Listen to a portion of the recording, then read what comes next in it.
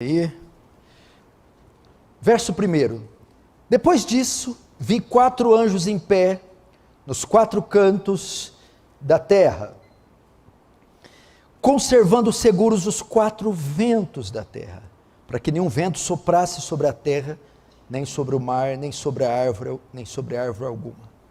Vi outro anjo que subia do nascente do sol, tendo o selo do Deus vivo, e clamou em grande voz aos 4 anjos, aqueles aos quais fora dado fazer dano à terra e ao mar, dizendo: não danifiqueis nem a terra, nem o mar, nem as árvores, até selarmos na fronte os servos do nosso Deus.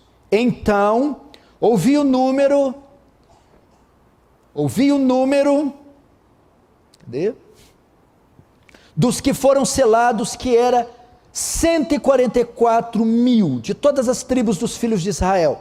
Da tribo de Judá foram selados 12 mil, da tribo de Rubem 12 mil, da tribo de Gade 12 mil, da tribo de Azer 12 mil, da tribo de Naftali 12 mil, da tribo de Manassés 12 mil, da tribo de Simeão 12 mil, da tribo de Levi 12 mil, da tribo de Sacar 12 mil, da tribo de Zebulon 12 mil, da tribo de José 12 mil, da tribo de Benjamim foram selados 12 mil.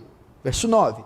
Depois dessas coisas vi, e eis grande multidão que ninguém podia enumerar, de todas as nações, tribos, povos e línguas, em pé diante do trono e diante do Cordeiro, vestidos de vestiduras brancas, com palmas nas mãos, clamavam em grande voz dizendo: ao nosso Deus que se assenta no trono e ao Cordeiro pertence a salvação.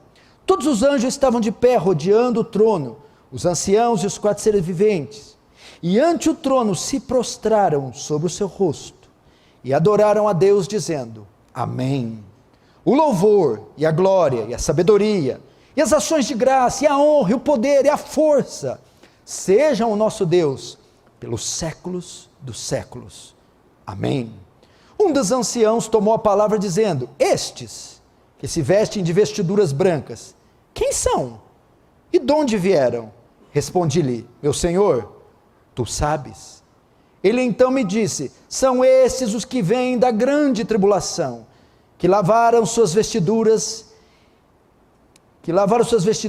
e alvejaram no sangue do Cordeiro.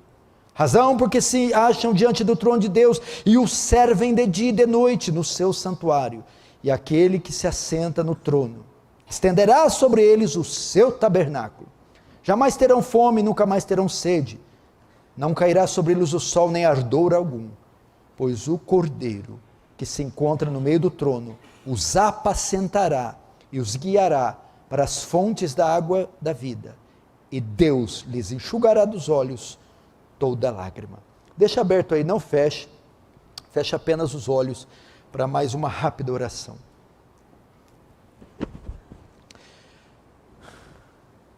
Pai Santo, mais uma vez recorremos a Ti e a Tua graça, Senhor. Senhor, o quanto estamos precisando de um avivamento, de um despertamento, Senhor. Tu tens que voltar a ser o nosso deleite, o nosso prazer. Oh Deus, aviva a Tua igreja, o Teu povo, Senhor. Abre os olhos deles para verem as belezas contidas no Evangelho da graça e da glória, na pessoa bendita de Cristo, no santo culto público, no santo culto a Deus, e nas práticas e nos exercícios espirituais que alimentam e nutrem a alma. Que haja reverência, temor, tremor, diante daquele que é 3 vezes santo. Que a graça do Senhor abunde aqui essa noite. Que o Senhor, Deus, nos conforme a imagem do seu Filho.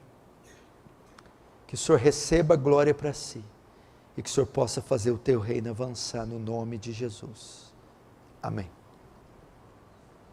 Irmãos, voltamos aqui com a série de exposições no livro de Apocalipse.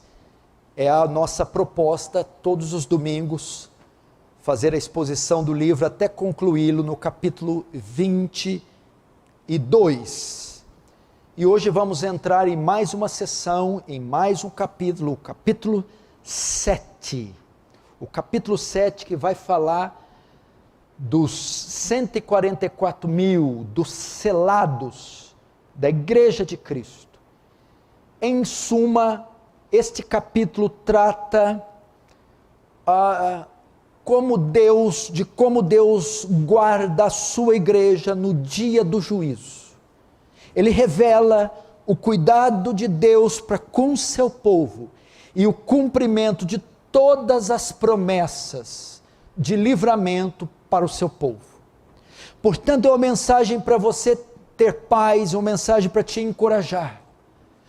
Todas as promessas que Deus fez à igreja, no tocante a livrá-la do perigo, livrá-la do juízo, livrá-la do dia mau, Ele cumprirá. A igreja será preservada no fim, será guardada no fim, e será redimida para estar com Ele para sempre. Não importa o que acontecer com você nesse mundo, não importa o que vier pela frente, e não importa os prognósticos, meu irmão, que o mundo ou que a sociedade tem feito, para além dessa vida, o nosso futuro está garantido. Se você voltar comigo um pouquinho, você vai lembrar que o Cordeiro, Cristo, após ter tomado o livro da mão daquele que está no trono, ele começa a desatar os seus selos, que é nada mais que a história, o controle da história do mundo. Na última mensagem nós vimos a abertura do 5º e do 6º selo, que falam de consolo para os redimidos, livramento para os redimidos e terror para os incrédulos, juízo para os ímpios. Agora nós vamos entrar na abertura do 7º selo. Mas antes da abertura do 7º selo, que está contido no capítulo 8, nós temos um interlúdio. Portanto, da abertura do 6º selo, que está no capítulo 6 de Apocalipse, até a abertura do 7º selo, que se encontra no capítulo 8 de Apocalipse, nós temos um interlúdio, que é o capítulo 7, é o que veremos hoje. Do que se trata esse interlúdio? O capítulo 7 vai responder a pergunta que foi feita no final do capítulo 6. Vamos ver a pergunta que é feita no final do capítulo 6, no verso 17, Apocalipse 6, 17. O 16, melhor dizendo. E disseram aos montes e rochedos: caí sobre nós e escondei-nos da face daquele que se assenta no trono e da ira do Cordeiro. Verso 17, agora olha a pergunta. Porque chegou o grande dia da ira deles, e quem é que pode suster-se? O Senhor, Ele revela uma palavra de juízo sobre o mundo. Viria um juízo, o juízo de Deus seria despejado sobre toda a humanidade e toda a face da terra. Esse dia de juízo é chamado o dia da ira, o despejar da ira. E ela é tão horrorosa, tão intensa, que alguém de lá brada e diz: quem pode se livrar desse dia? Quem pode? A resposta está no capítulo 7, no interlúdio que vamos tratar. Quem escapará do juízo, do dia da ira do Cordeiro? Resposta: aqueles que foram selados pelo Cordeiro. Então, meu irmão, no capítulo 7, João continua com a sequência de visões, são visões que Deus dá a ele relata no livro. Ele vê aqui duas multidões de selados, dois grupos repletos de pessoas, duas multidões de selados, e é sobre isso que discorreremos essa noite. Mas para você entender melhor, eu vou recapitular outra coisa. Como eu disse na introdução da série de Apocalipse, nas primeiras mensagens, Apocalipse não deve ser visto de forma linear e nem literal. Apocalipse deve ser lido e interpretado de forma alegórica e em forma de ciclos, ok? Ciclos, onde João conta e reconta a mesma história. São 7 ciclos, onde ele conta e reconta a mesma história, fatos que ocorrem da primeira à segunda vinda. Portanto, no capítulo 7, você vai ver muitas repetições, coisas que já vimos nos capítulos anteriores. Por que repete? Porque é assim que foi escrito o Apocalipse. Conta e reconta, só que de ângulos diferentes. Então, sempre que estivermos pregando Apocalipse, você vai ver juízo de Deus, você vai ver a morte do Cordeiro, o trono de Deus, você vai ver a redenção dos ímpios. Você vai dizer, pastor, mas já vimos isso. Sim, mas veremos a história recontada de outros ângulos, com aspectos diferentes. O capítulo 7, então, começa com a visão dos 4 anjos. Vamos ver o verso 1. Depois disso, vi 4 anjos em pé, nos 4 cantos da terra, conservando seguros os 4 ventos da terra, para que nenhum vento soprasse sobre a terra, nem sobre o mar, nem sobre árvore alguma. João está tendo uma visão dada pelo Espírito Santo. E a visão é de 4 anjos, imensos, enormes. 4 anjos poderosíssimos. E como se João visse a criação, a terra, mas não só a terra, o cosmos, como se fosse quadrangular, um quadrado. Ele vê esses 4 anjos, um em cada ponta, em cada extremidade. É como se ele visse nos pontos cardeais, um no norte, outro no sul, outro no leste, outro no oeste. Ele vê esses 4 anjos, nos meridianos. E eles estão segurando algo. Esses anjos enormes estão bloqueando, detendo a força dos 4 ventos. Ventos que soprarão também nos 4 cantos da criação, norte, sul, leste e oeste. E esses anjos estão impedindo esses ventos de soprar sobre a terra. Mas o que significa esse sopro? Que mal tem o vento soprar sobre a terra? Esse sopro traz a ideia, não de uma brisa, não de uma corrente de ar, mas de um ciclone, de um tufão, de um furacão. Ou seja, é algo que, se for permitido, devastará, destruirá tudo que tem pela frente. Ou seja, a terra, o mar e a árvore são termos para dizer toda a criação. Se esses ventos soprarem, destruirão toda a humanidade. Isso pode ser entendido melhor. Você entende que os ventos têm essa definição, ou tem essa finalidade nos versos 2 e 3. Veja só. Vi outro anjo que subia do nascente do sol, tendo o selo Deus vivo, e clamou em grande voz aos 4 anjos. Agora essa frase: aqueles aos quais fora dado fazer dano à terra e ao mar. Portanto, é um sopro danoso, ok? Porque o verso 2 e 3 diz que se eles forem permitidos soprar, eles causarão dano, destruição. A ideia que João quer passar aqui é que foi anunciado uma terrível destruição sobre a face da terra, mas que por enquanto está sendo refreada, segurada, adiada pelos 4 anjos que estão nas 4 pontas da terra. Portanto, estes anjos são anjos enviados para executar os juízos,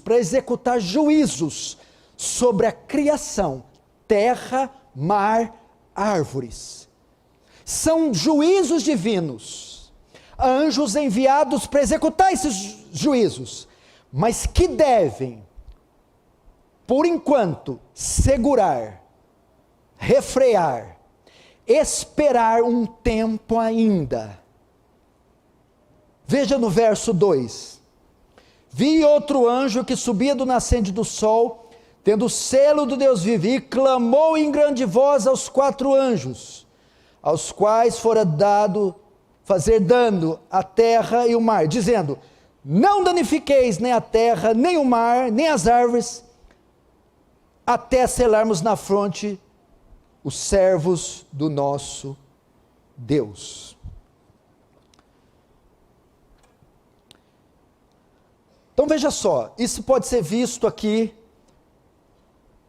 com mais clareza no verso 2 e também no verso 3. Eles estão lá prontos para aplicar o juízo. É então que João vê um 5º anjo, um outro anjo. Esse anjo sobe do Oriente e ele grita com grande voz aos outros 4 anjos que estão preparados para aplicar o juízo, em forma dos ventos que eles estão segurando. O anjo pede aos outros 4, vejam, não danifiquem, não destruam, não devastem a terra ainda, não comecem o juízo sobre a humanidade ainda. Estão todos preparados, como se estivessem com a espada desembainhada, como se estivessem com a bala na agulha, como se estivessem a um palmo da destruição. E esse 5º anjo brada: segurem o juízo, não apliquem ele ainda, não destruam a humanidade ainda, não destruam a criação ainda, esperem. Qual a razão para esse pedido? Porque eles pedem, esse 5º anjo pede para os outros 4 esperarem. Porque existe algo que deve acontecer primeiro, de modo que se não acontecer primeiro, não virá o juízo sobre a terra. Tem que acontecer algo primeiro. O que deve acontecer? Veja, no verso de número 3, dizendo: não danifiqueis nem a terra, nem o mar, nem as árvores, até selarmos na fronte os servos do nosso Deus. Esse anjo então comunica aos outros e diz: o juízo não pode ser enviado sobre a terra até que sejam selados na testa os servos de Deus. Existe um número de pessoas em todo o mundo que deve ser selada, ou selados primeiro. Quem são esses? O anjo usa o termo servos de Deus. É um termo para se referir à igreja, aos cristãos, ao povo de Deus. O Senhor disse: enquanto o meu povo, o número total da igreja, o número total dos eleitos não for selado primeiro, o juízo não pode cair sobre a terra. Ou seja, existe um número de cristãos que tem que ser alcançado ainda. Existe um grupo de pessoas que precisam ser alcançadas. Essas são parte do povo de Deus, a igreja do Senhor. E só quando o último for alcançado, selado, salvo, convertido, trazido para a graça, é então que o juízo virá. Então aqui nós já aprendemos um princípio muito grande. A igreja de Cristo não sofrerá o juízo. Os anjos estão tinindo para começarem a matança, o desastre, a destruição. Entretanto, o povo de Deus ainda está lá entre os ímpios. Ainda há gente lá para ser alcançada, para ser selada, para ser convertida, para ser salva. de modo que ele não enviará o seu juízo sobre nenhum selado, nenhum eleito, nenhum cristão. Só quando o último for selado, salvo, separado, retirado, é então que ele envia seu juízo, sua ira. A igreja será poupada da ira, será poupada do juízo, será poupada destruição. Agora, o que é esse selo? Por que João usa, ou o anjo usa o selo? Olha, os anjos não soltarão os ventos até que sejam selados. Tem alguns textos que vão dar para nós a ideia do que é esse selo. Quando Deus, por exemplo, pronunciou o seu juízo sobre Jerusalém, na época do pré-cativeiro, dizendo que Jerusalém seria destruída, aqueles que estivessem em Jerusalém, que fossem marcados na testa, seriam poupados do juízo. Veja Ezequiel capítulo 9, verso 4. E lhes disse: passa pelo meio da cidade, pelo meio de Jerusalém, e marca com sinal na testa dos homens, que suspiram e gemem, por causa de todas as abominações que se cometem no meio dela. Então dá uma ordem: aqueles que fossem marcados na testa, seriam poupados do juízo que foi enviado nos tempos de Ezequiel, no início do cativeiro. Apocalipse 14 também dá a ideia. 14:1 diz assim: olhei, e eis o Cordeiro em pé sobre o monte Sião, e com ele 144.000, tendo na fronte escrito o seu nome e o nome do seu pai. Aqui diz que o selo que vai ter na testa, os eleitos, os servos, é o nome do seu pai, o seu nome e o nome de Deus. Mas ainda não está claro para você entender o que é esse selo. Você vai entender. A circuncisão selou com o selo na antiga aliança.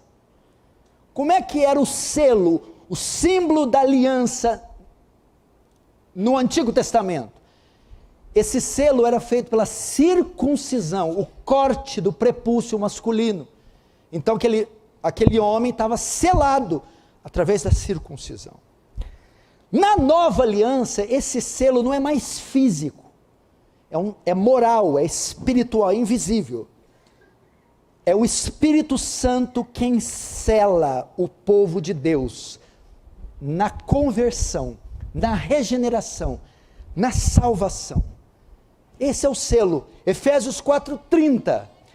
E não entristeçais o Espírito de Deus, no qual fostes selados para o dia da redenção. Todo aquele que se converte, que é salvo, ele recebe um selo, a habitação do Espírito Santo. O Espírito Santo sela, separa, quando regenera, quando salva um homem. Esse é o selo. Esse é o selo que nós temos. E esse selo simboliza 3 coisas. Primeiro, o termo João faz uso da época, do contexto romano. O selo era utilizado primeiro para inviolabilidade. Aquilo que era selado não podia ser violado, não podia ser aberto, era preservado, fechado. O que o Senhor está dizendo aqui é que os santos, aqueles que são selados, não podem ser corrompidos, não podem ser violados, foram selados pelo Espírito Santo, de modo que não podem ser corrompidos. Segundo, o selo dá a ideia também de propriedade, de posse. Aquilo que era selado era de posse, ou do governo, ou do Estado, ou da propriedade privada. O Senhor nos comprou por bom preço, e nós somos propriedade dEle, posse dEle. A Bíblia diz que nós somos as suas ovelhas, e Ele é o bom pastor, e ninguém nos tira, nos arrebata das suas mãos. Terceiro, o selo da ideia, carrega a ideia de genuinidade, selo de garantia e metro. Quando tem o selo, é para garantir que aquele produto não é falsificado, ele é genuíno, ele é puro. Dá a ideia do que aquilo que Cristo fez por nós, ninguém pode desfazer. É o que está em Romanos 8, quem nos separará do amor de Deus? Não pode ser desfeito. Então, enquanto o último do povo de Deus não for selado, esses juízos não são aplicados. Esse selo também é uma antítese da marca da besta. Você vai ver que a marca que se destaca no Apocalipse é a marca da besta, em Apocalipse 13. Mas antes de chegar na marca da besta, nós temos a marca da igreja, a marca de Cristo. Assim como Satanás, a besta, o anticristo, vai selar, marcar os seus com 666, os 666, o Senhor também sela, também marca o seu povo. Como ele marca? Com o Espírito Santo, com a mente transformada, com a salvação. Isso que quer dizer o selo, meu irmão. Então, todo aquele que foi selado pelo Senhor, não pode sair das mãos dele, não pode perder a salvação e não pode se corromper. Como recebemos esse selo? Ele é a única garantia que não sofreremos o juízo. Só os convertidos têm. Só os salvos, os perdoados, os regenerados. Só quem, porque o selo é o Espírito Santo, e só tem o Espírito Santo o verdadeiramente salvo. Agora João vai mostrar a quantidade desses selados. O número. Quantos foram os que Deus selou? Quantos são os salvos? Quantos fazem parte dos redimidos? Quantos serão aqueles que morarão no céu? Vamos ver o verso 4. Então ouvi o número dos que foram selados, que era 144 mil, de todas as tribos dos filhos de Israel. Veja o verso 5, da tribo de Judá foram selados 12 mil, da tribo de Rubem 12 mil, da tribo de Gad 12 mil, verso 6, da tribo de Azer 12 mil, da tribo de Naftali 12 mil, da tribo de Manassés 12 mil, da tribo de Simeão 12 mil, da de Levi 12 mil, da tribo de Sacar 12 mil, e da tribo de Zebulon 12 mil, e da tribo de José 12 mil, da tribo de Benjamim foram selados 12 mil. Aqui então, meu irmão, no verso 4, João começa a contar aqueles que foram selados. Preste atenção. João agora, ele vê duas multidões. A primeira multidão, ele vê, ela está contida do verso 4 ao 8. E no verso 9 em diante, ele vê a segunda multidão.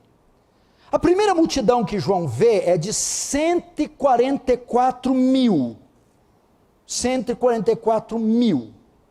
O que é 141 mil? O que é esse número? Esse Apocalipse não é literal, é simbólico. 144 mil são múltiplos de 12. 12 é uma referência às 12 tribos de Israel. Por isso ele cita aqui um punhado, 12 mil de cada tribo, fazendo menção aos filhos de Jacó, que se tornaram as 12 tribos, de onde veio a nação de Israel, ok? Esses 144 mil são para simbolizar a igreja do Antigo Testamento, a nação de Israel. O que João está vendo nessa primeira multidão é o número de todos os salvos da antiga aliança, da igreja do Antigo Testamento, e o número de todos os israelitas, os judeus, que iam sendo salvos no período da igreja do Novo Testamento. Então a totalidade de Israel, dos judeus salvos, tanto na antiga quanto na nova aliança. Essa é uma das interpretações que João está vendo. A segunda interpretação é que 144 mil é a multiplicação de 12 versus 12, vezes 12. 12 vezes 12, 144. Seria a soma de 12 tribos com 12 apóstolos. Essa primeira multidão, então, seria a totalidade dos santos, tanto do Antigo quanto do Novo. Todos os salvos que vão estar no céu estão lá. Desde Abel até o último crente que será salvo no último dia da história desse mundo. Ok? São essas possíveis interpretações. Os testemunhas de Jeová, por exemplo, têm uma interpretação alternativa, que é uma aberração. O testemunho de Jeová é uma seita. Eles acreditam que esses 144 mil são 144 mil da seita deles. 144 mil cristãos especiais, os únicos que terão direito de ir morar no céu. Para você ter uma ideia, a seita tem 3 milhões de adeptos. Vai ficar uma tantada de fora. Eles disputam no tapa para quem vai fazer parte dos 144 mil. São os únicos que terão direito da seita de entrar no céu. 144 mil pessoas, muito pouquinho. Os dispensacionalistas, cristãos que creem numa escatologia dispensacionalistas, pensam que esses 144 mil são 144 mil judeus que se converterão na grande tribulação e que evangelizarão os pecadores aqui na grande tribulação, e haverá muitas conversões, um avivamento na grande tribulação. E eles estarão lá na Palestina, em Jerusalém, esperando o retorno do Messias. Assim creem os dispensacionalistas. Nós não, nós entendemos que são essas duas interpretações prováveis. São figuras e números simbólicos para mostrar, é a totalidade do povo de Deus, 12 apóstolos, 12 tribos. Os salvos do Antigo e os salvos do Novo, ou seja, todos os salvos no céu. Então essa é a primeira multidão. Agora João vê a outra multidão, verso 9. Depois dessas coisas vi, e eis grande multidão que ninguém podia numerar, de todas as nações, tribos, povos, línguas, em pé, diante do trono e diante do Cordeiro, vestidos de vestiduras brancas, com palmas na mão. Agora, por que há margem para distinguir que são duas multidões? Veja só. Enquanto que a primeira multidão, João vê o número de todos os salvos da antiga aliança, agora João vê o número dos salvos da nova aliança, os gentios. Notem que a primeira multidão podia ser contada. 12, 12, 12, 12, fechando, ainda que não literal, um número, 144 mil. Já na segunda multidão, João não podia contar, ela não podia ser contada. Daqui traz a ideia que a igreja é formada de judeus, entretanto, de um número muito maior de gentios. Gentios é todo aquele que não é judeu. Judeu é uma classe. Qualquer outro não judeu é gentio. Isso pode fazer coro com o que o Senhor disse a Abraão em Gênesis 15, 5. Então conduziu Abraão, Deus conduz Abraão até fora e disse: Abraão, olha para os céus e conta as estrelas, se é que pode, assim será a tua posteridade. Farei da sua descendência como grãos de areia no mar, como as estrelas. Quem são esses que Deus pediu para Abraão comparar o número das estrelas? Porque em Abraão serão benditas só os judeus, todas as nações da terra. Ou seja, o número de salvos dentro da igreja, de gentios, é muito maior do que de judeus, porque os judeus estavam presos apenas em uma nação, em uma cultura, uma etnia. Quando Cristo vem, abre a salvação, o reino, para todos os outros tribos, línguas, raças e povos. Portanto, são essas duas. João mostra então. Mas tanto uma interpretação como a outra, ela é possivelmente totalmente cabível, porque João está vendo as duas multidões no mesmo local. De qualquer forma, é o número total dos salvos, do Antigo e do Novo. Quer você ponha separadamente, né, um é judeu, outro é gentil, quer você os coloque juntos, não. É a totalidade dos salvos. Eles estarão nos céus para sempre. Agora João vai mostrar como essa multidão está. Eu vou trocar a palavra multidão para igreja. João está vendo a igreja do Antigo, a igreja do Novo, formando uma só igreja. A igreja dos salvos, dos remidos, lá no céu. Agora, como está? Ele vai ver o aspecto dessa igreja, as características dessa igreja. Vamos ver o verso 9 novamente. Depois dessas coisas vi, eis grande multidão que ninguém podia numerar. Olha só, de todas as nações, de todas as tribos, de todos os povos, de todas as línguas. Como eles estavam? Primeiro, em pé diante do trono, diante do Cordeiro. Segundo, vestidos de vestiduras brancas. Terceiro, com palmas nas mãos, ou com, como é que é o nome da? Ramos nas mãos. Vejam só o aspecto da igreja redimida, dos eleitos. Olha, tem mais, eu de vez em quando eu dou esses spoilers para vocês, hein? A hora que eu estava passando com o meu olho assim, eu vi a cara do Galiano aqui, é o que ficou na minha memória. Aí, em fração de segundo, eu associei essa multidão com o Galiano. Ou seja, ele está aqui. Se ele for um verdadeiro salvo, eu estou vendo ele aqui. Eu estou vendo a Soraya aqui, estou vendo a Suzana, a Maitê. Você está aqui. Eu vou mostrar como é que você vai estar, se você chegar até esse dia. Primeiro, ele vê a igreja tendo acesso direto a Deus e ao seu Filho. Ele está em pé diante do trono e do Cordeiro. A igreja tem acesso constante, ininterrupto e direto a Deus e o seu Filho. Ela está ali trafegando pelos corredores, ela está vendo a Deus, está perto de Deus, próximo de Deus, diretamente, sem intermediário, sacrifício, sem mediador.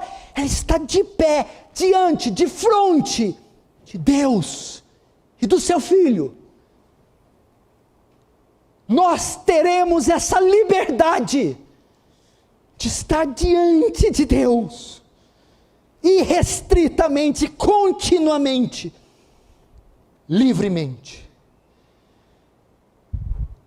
Voltaremos, a criação voltará a ser como no Éden. Lembra que Deus vinha ter com Adão e Eva na viração do dia, e caminhavam junto, comungavam, tinham vínculo, tinham pacto, tinham aliança, tinham comunhão. A criação, a igreja voltará a ser como era no Éden. Segundo aspecto da igreja, ela foi livre dos seus pecados, agora são plenamente justas. No termo que João escreve, vi elas vestidas de vestes brancas, vestidos de vestiduras brancas. Fala da libertação do pecado, agora são justas. Ah, o senhor está querendo dizer que elas foram justificadas, né? Não, a justificação se dá aqui na terra, foi aqui antes de subir. Aqui que João está vendo, essas vestes brancas têm o símbolo de glorificação. A justificação tira a culpa do pecado. Isso se dá quando a gente crê aqui na terra. No céu, o Senhor não está tirando a culpa mais, a culpa foi tirada. Ele está tirando a presença do pecado. Esses santos agora não lutam mais com o pecado, não se arrependem mais de pecado, não brigam mais, eles não possuem mais em si o pecado. Ele foi completamente removido, retirado, erradicado. Uau! São os santos glorificados. Nunca mais uma tentação. Nunca mais a carne militando contra o espírito. Nunca mais cobiçando. Nunca mais. Ausência total do pecado. Qual o terceiro aspecto da igreja? Eles estão celebrando a sua vitória, concedida por Cristo, através do termo, verso 9 ainda, estão vestidos de vestiduras brancas com palmas, com ramos nas mãos, aqueles mesmos ramos que eles ergueram quando Jesus, montado em um jumentinho, entrou por Jerusalém. Eles gritaram: Hosana nas alturas, bendito é aquele que vem em nome do Senhor. Eles estão festejando, é júbilo, é gozo, eles estão celebrando a sua vitória contra o pecado, contra a morte, concedida por Cristo. Essa igreja aqui não é a igreja aqui da terra sofrida, rejeitada, perseguida, trôpega, custosa, mas é uma igreja sem ruga, sem mácula, vitoriosa, glorificada, que tem acesso direto ao trono do Pai.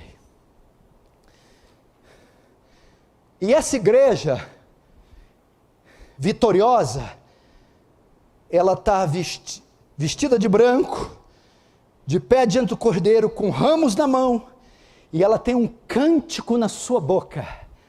Ela canta, ela louva. A igreja vitoriosa canta essa vitória. Verso 10. E clamavam em grande voz, dizendo: ao nosso Deus, que se assenta no trono, e ao Cordeiro, pertence a salvação. Você já viu que o louvor, a adoração, o júbilo, o cântico, ele está presente no contexto da igreja, tanto aqui na terra quanto no céu? A igreja nunca está desassociada do louvor. Por isso que a evidência de um crente saudável é que ele canta, é que o coração dele está cheio de gozo, de júbilo. Ele canta, ele celebra alguma coisa, ele celebra o Cordeiro, ele celebra o Pai, ele celebra o Deus Trino, ele celebra a salvação. E essa igreja, dado o que ocorreu com ela, ela não pode se calar, ela exulta, ela brada, ela louva e ela adora. Agora, qual é o tema do louvor? Será que são os temas que esses cantores gospel criam hoje em dia? O tema deles, a salvação dada por Deus, é o tema do seu cântico. É uma espécie de um segundo êxodo, onde Deus ordena a comemoração dos pães asmos, da Páscoa. Eles cantam a saída do Egito, ou é uma segunda tabernáculos, onde o povo se reunia para louvar, adorar a saída do Egito e habitar com o Senhor em tendas. A salvação dada por Deus é o seu tema. Irmão, você precisa de coisa para cantar? Cante a redenção, cante o que Cristo fez por você, cante o perdão dos pecados. É isso que deve encher o nosso coração, a salvação. E o que é mais demonstrado no verso 10? Essa multidão remida, a igreja, atribui a Deus e o seu Filho o fato de estarem nos céus, e clamava em grande voz, dizendo: ao nosso Deus que se assenta no trono e ao Cordeiro pertence a salvação. Eles estavam dizendo: estamos aqui por causa de vocês, chegamos aqui por causa do seu Filho, chegamos aqui por causa do seu amor. Estão atribuindo a Deus a salvação. Parece que eles repetiram o mesmo cântico que Jonas cantou na barriga da baleia, Jonas 2,9, mas com voz de agradecimento: eu te oferecerei sacrifício, e o que votei, paguei ao Senhor, pertence à salvação. Glória a Deus.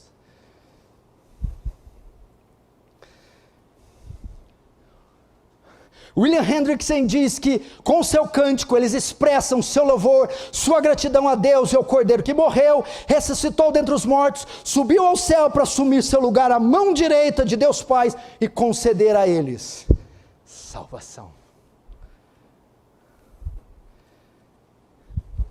Essa igreja está cantando.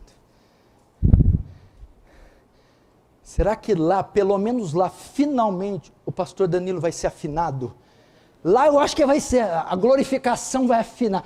Ele vai estar aqui, ó, do lado dos Pavarotti, porque o Urso é uma bênção, o louvado lá dele. Quando o Tiago está cantando uma estrofe, ele está cantando outra. Quando o Tiago começa, ele começa 3 segundos antes.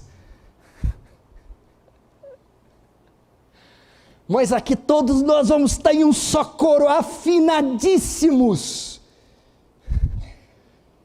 Afinadíssimos. Agora, sabe o que acontece? O céu responde à adoração da multidão.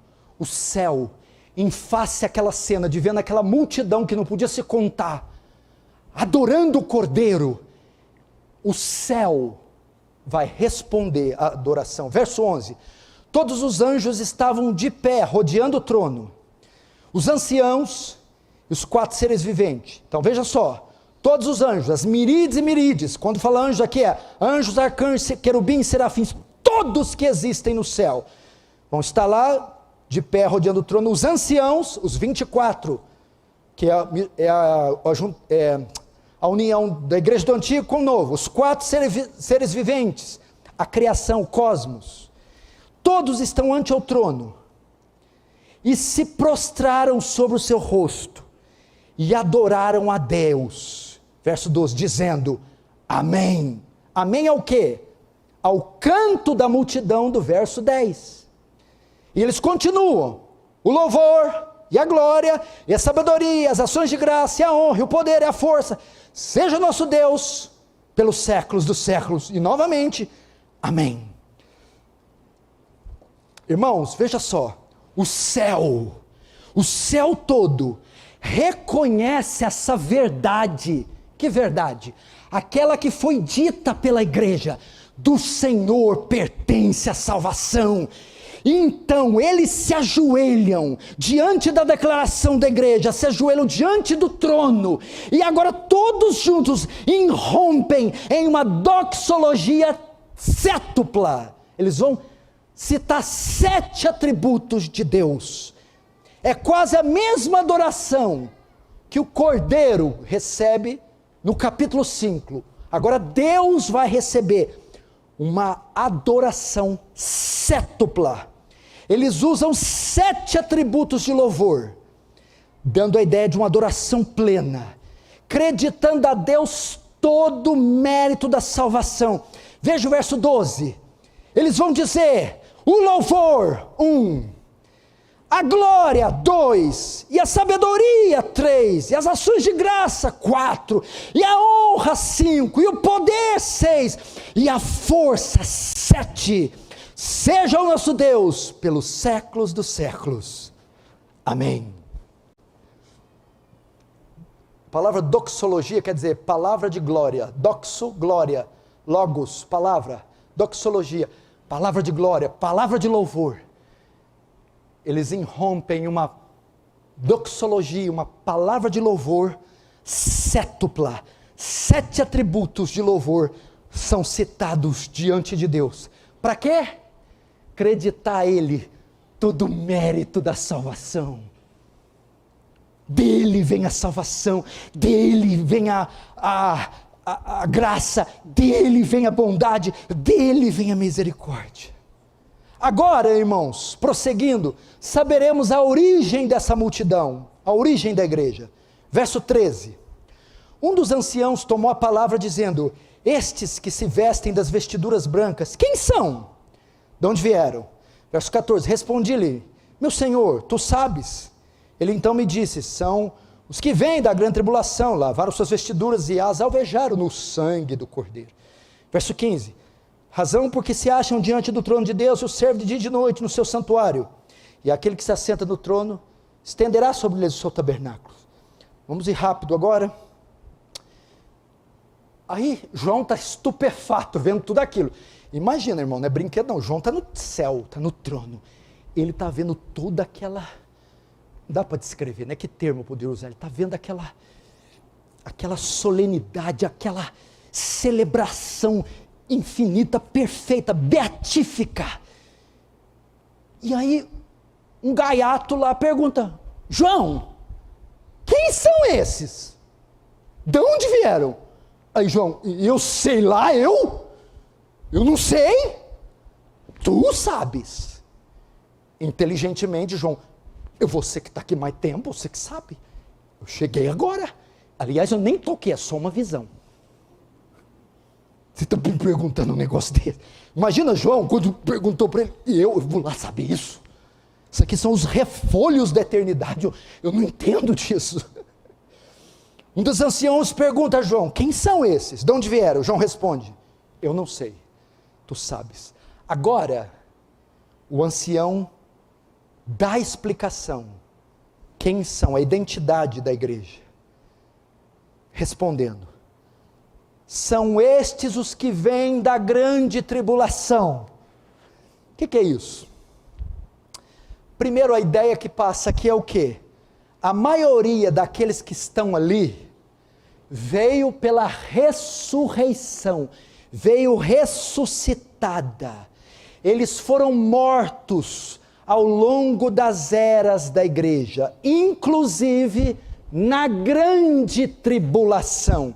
Por isso que ele cita, quem são esses? São os mortos, gente da igreja que morreu em todos os séculos e milênios, e ressuscitaram, e agora estão lá. Inclusive os mortos que ressuscitaram da grande tribulação. Notem, escute isso aqui, notem, a igreja, a multidão, é poupada do juízo, mas não do sofrimento, mas não da perseguição, mas não do martírio. Muitos que João está vendo ali, vieram do martírio, muitos eram do Coliseu Romano, muitos eram da janela 1040, muitos foram mortos por Hitler, Stalin, Mao Tse Tung, Mussolini, pelos ditadores. Nós não carregaremos sobre nós a ira de Deus, mas o martírio talvez, a perseguição talvez. Segunda lição que aprendo aqui, algumas linhas escatológicas que acreditam que a igreja não passa pela grande tribulação, que a igreja é arrebatada antes, rebata. Aí fica aqui os ímpios, os desviados e os crentes da segunda leva, da repescagem, que não vai na segunda, na primeira, na terceira, não vai em leva nenhuma. Aqui é uma amostra que essa teoria não encontra amparo nas escrituras. Quem são esses? É a igreja. De onde ela veio? Ela foi morta, aonde? Na grande tribulação. Mostra que a igreja vai passar a grande tribulação. E o arrebatamento vem depois e não antes. Ele acontece simultaneamente com a volta de Jesus. E não são dois eventos distintos. Não são. Agora, primeiro ele mostra a origem. Quem são esses? Agora ele vai mostrar como chegaram aqui. Como é que esse povo fez para entrar aqui no céu? Veja só o que ele diz. Verso 15. São esses os que vêm da grande tribulação. Como chegaram? Eles lavaram suas vestiduras e alvejaram no sangue do Cordeiro. No Monte Sinai, em Êxodo capítulo 19, Deus instruiu os israelitas a se lavarem, ou lavar as suas roupas, antes de se apresentarem diante dele.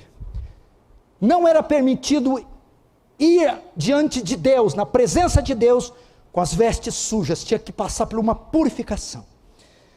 Da mesma sorte, só podem estar diante do trono, só podem entrar no céu e dar a vida eterna aqueles que foram lavados pelo sangue de Jesus. O que é isso? Que foram justificados pelo sangue de Jesus. Nós vimos No verso anterior, que eles estão glorificados, ok? Sem a presença do pecado. Entretanto, ninguém pode ser glorificado, modo este que se entra no céu, sem o qual você não entra. Se você não for primeiro justificado. Ou seja, se a sua veste não for lavada no sangue de Jesus, o perdão, a remissão dos pecados, a justificação, você não vai entrar no céu.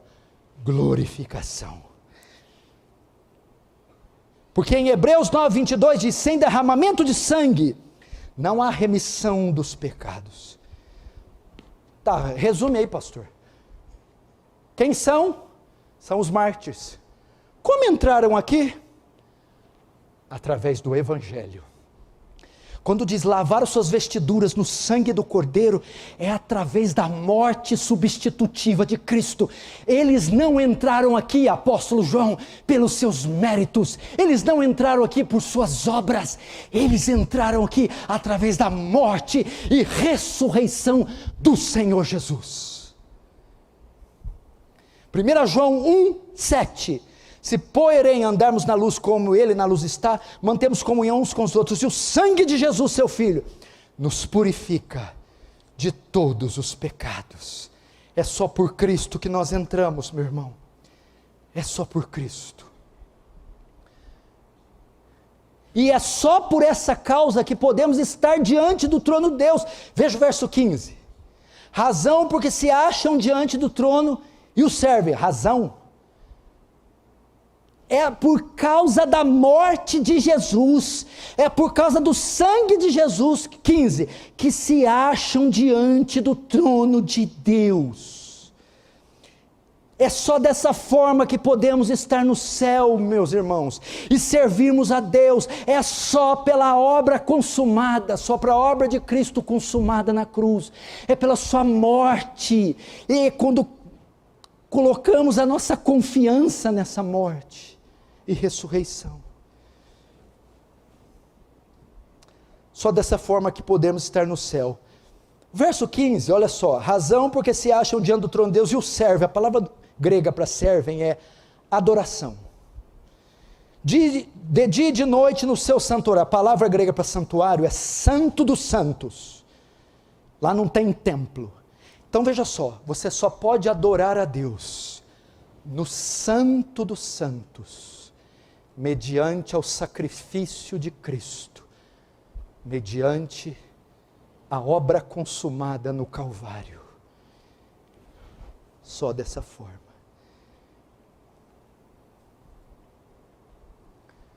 Mais uma vez, o glorioso Evangelho. O Evangelho está em todas as páginas do Apocalipse.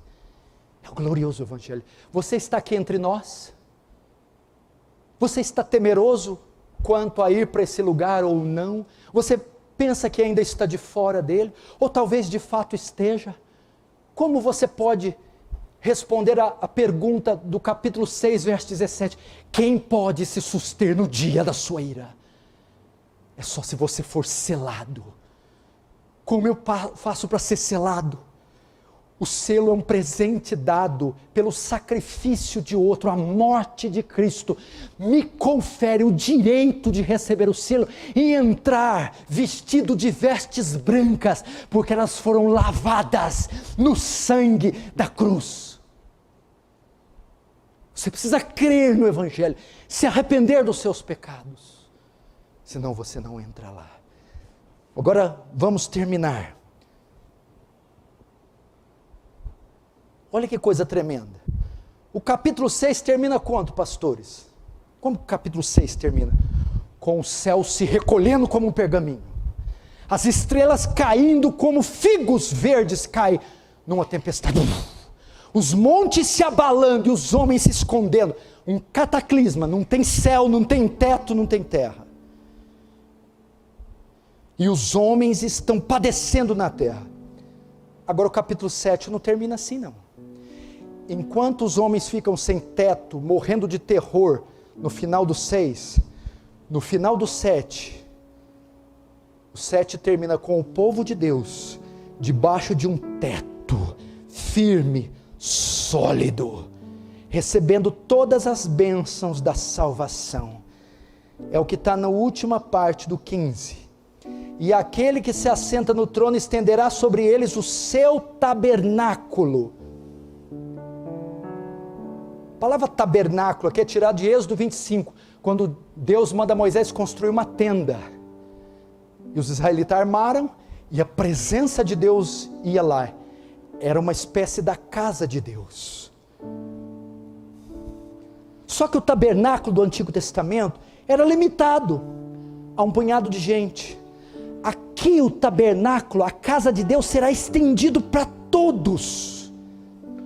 Todos, porque sempre foi o desejo de Deus que o seu povo habitasse com ele. Veja isso em alguns textos, Levítico 26, 11 e 12. Porei o meu tabernáculo no meio de vós, e a minha alma não vos aborrecerá. Andarei entre vós e serei vosso Deus, e vós serei meu povo. Ezequiel 37, 26, 27. Farei com eles aliança de paz, será aliança perpétua. Porei meu santuário no meio deles, para sempre. O meu tabernáculo estará com eles, e eu serei seu Deus, e eles serão meu povo. Zacarias 8:8. E eu os trarei, e habitarão em Jerusalém, e serão meu povo, eu serei o seu Deus. Apocalipse 21, 2 e 3. Vi a cidade santa, Nova Jerusalém, que descia do céu, da parte de Deus, preparada como uma noiva adornada para o seu noivo. E ouvi uma alta voz do trono dizendo: vejo o tabernáculo de Deus, que está com os homens, e Deus habitará com eles, eles serão seu povo, e o próprio Deus mesmo com eles.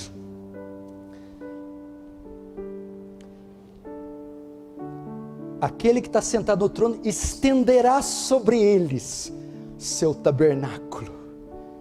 Quem que é o que está sentado no trono? Deus. Seu tabernáculo, que é sua morada, os portões da eternidade, os palácios. Ele vai se estender, significa que ele vai abrir e vai chamar essa galera e vai dizer: entrem, vocês vão morar na minha casa, debaixo do meu teto, junto comigo. Diferente dos ímpios que o céu se recolheu, as montanhas todas ruíram, estão sofrendo juízo. Aqui vocês estão seguros. E agora, para terminar, morando com Deus no tabernáculo de Deus, eles não terão mais necessidade de coisa alguma. Verso 16, 17. Lá dentro da casa de Deus, jamais terão fome, nunca mais terão sede, não cairá sobre eles o sol, nem ardor algum. Verso 17.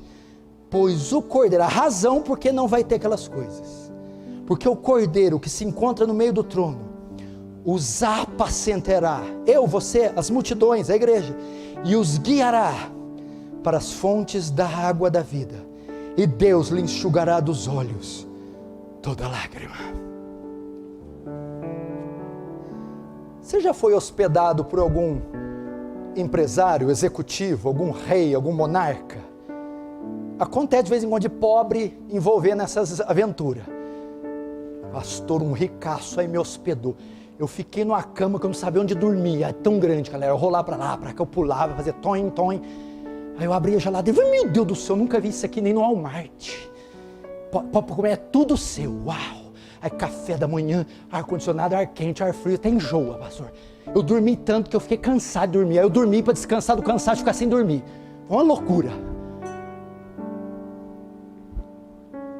É isso que João está dizendo. Na casa de Deus, vocês não terão fome, não terão sede, não precisarão de sol, e vocês não vão chorar aqui. O que ele está querendo dizer? Lá no céu, igreja, não teremos necessidade de coisa alguma. Por quê? Porque o cordeiro se encontra lá. O que quer dizer isso? Estaremos plenamente realizados e plenamente completos em Cristo. Ele virá de encontro com toda a nossa necessidade, e Ele é o suprimento maior e único de toda necessidade. Estando com Ele, estaremos plenamente satisfeitos de todas as coisas, sem que de nada teremos falta. Fome, por que não teremos fome? Porque Cristo Em João 6,48 diz: eu sou o pão vivo que desceu do céu. Quem de mim se alimenta, por mim viverá. Por que não teremos mais sede? Porque João 4, 10, 14, eu sou a água da vida que dessedenta. Por que não precisaremos de sol? Porque Malaquias 4, 2 diz: para vós outros que temei meu nome, nascerá o sol da justiça. Ele é o calor, Ele é a luz. E por que não vai ter tristeza nem dor? Porque Cristo é a nossa alegria. Filipenses 4:4, regozijai-vos no Senhor. Neemias 8:10, a alegria do Senhor é a nossa força. Cristo é a soma de todas as nossas necessidades, e Ele nos suprirá. E eu termino com uma palavra de ânimo e outra de advertência. Isso receberá aqueles que receberam a Cristo como Senhor e Salvador. O final do capítulo 6, caí sobre nós montes e rochedos, é o que receberão aqueles que rejeitarem o Senhor Jesus. Quem o aceita, morará em seus tabernáculos. Quem o rejeita, sofrerá a sua ira. Qual desses dois lados você está? Como você se encontra aqui essa noite? Há tempo para você ainda. Esse dia está chegando. Os anjos estão nos quatro extremidades segurando, só esperando uma ordem para deixar os ventos soprarem e destruírem tudo. Só os selados serão poupados. Feche os seus olhos, curva a sua cabeça.